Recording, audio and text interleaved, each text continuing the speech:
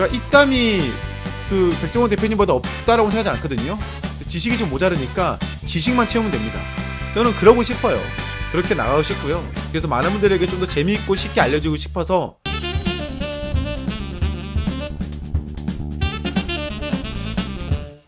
여러분들 투자를 할 때 투자를 좀 즐기세요. 좀 재밌게 좀 즐기시는 것도 좋아요.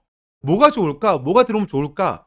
맞추는 게임이잖아요. 그런데 이거를 여러분들은 계속 나 월세를 받아야 돼. 월세를 받아야 돼. 이러잖아요. 저는 그런 생각하거든요. 저는 원인 베스트를 한 이유도 그런 거예요. 제가 더 많은 경험과 더 많은 지식도 있고 재밌기도 하고 그러니까는 저는 투자를 하면서 투자에 대해서 백종원 대표가 되고 싶거든요. 그 백종원 대표님 보면은 모든 음식을 다 알잖아요. 딱 먹어보면은 맛있쥬? 맛없쥬? 하잖아요. 그런 것 같이 저는 그런 생각을 늘 해요. 나도 저 정도의 나이가 됐을 때에는 정말 부동산계의 백종원이 되고 싶다.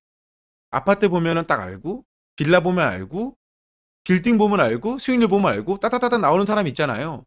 저는 그런 걸 보면서 늘 꿈꿔요. 아, 재밌겠다. 나도 다음에 TV 나가서 그런 거 해봐야겠다.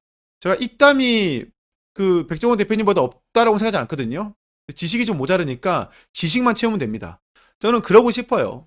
그렇게 나가고 싶고요. 그래서 많은 분들에게 좀 더 재미있고 쉽게 알려주고 싶어서 맨날 공부해요. 도대체 어떻게 저걸 쉽게 알려줄까? 어떻게 저걸 잘 따라할 수 있게 만들어줄까? 요거에 대해서 생각하고 만든 게 원인 베스트였던 거죠.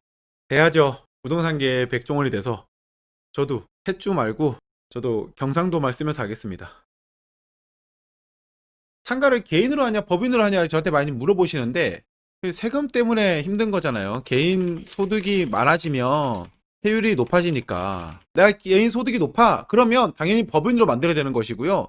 난 개인 소득이 높지 않아 그러면 개인이 유리합니다. 그런데 여기서 또 문제 하나는 내가 이 상가를 빨리 팔고 나갈 거야 하면은 법인이 유리하고요. 난 좀 더 오래 가지고 있을 거야 하면은 개인이 유리할 수도 있습니다. 이거는 뭐 케이스별로 다 다른 거라서 뭐가 좋고 나쁘다가 없어요. 나는 개인 소득이 좀 부족하다, 좀 그 세율법에 들어가지 않는다 그러면 법인보다 개인이 좋을 수도 있어요. 왜 그러냐? 대출 같은 부분에서 법인보다는 개인이 훨씬 더 유리합니다. 법인은 대출을 하기가 물론 뭐 한 80% 정도까지 나온다 하지만은 90% 나오기 되게 힘들거든요.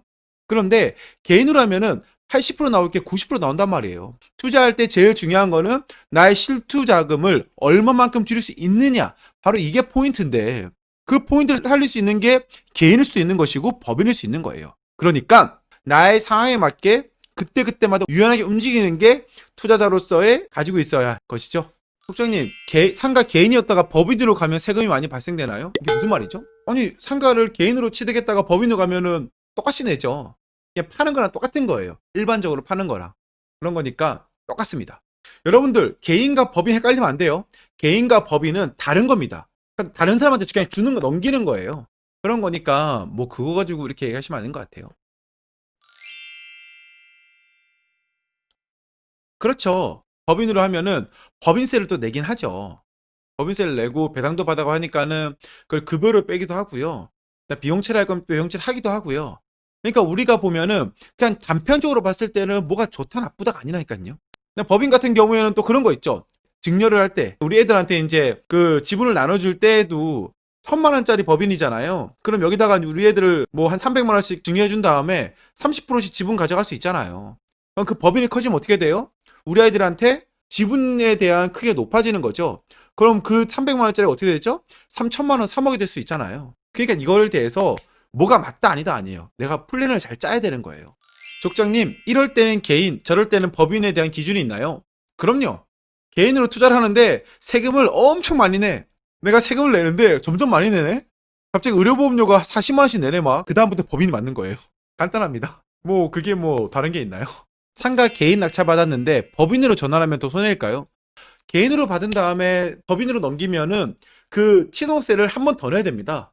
더 내야 되니까는 그 금액을 내실 만큼 그 수익이 더 클까요? 요거를 좀 따져보셔야 될 것 같아요. 근데 왜 옮기려시는지 모르겠는데 이걸 한 번 더 넘기면은 수익이 그렇게 높지 않을 것 같은데요.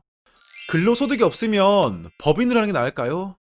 근로소득 없더라도 카드 쓰시고 하면은 일단은 개인이 더 좋을 것 같긴 한데 있어봐요. 개인이 좋다? 법인이 좋다?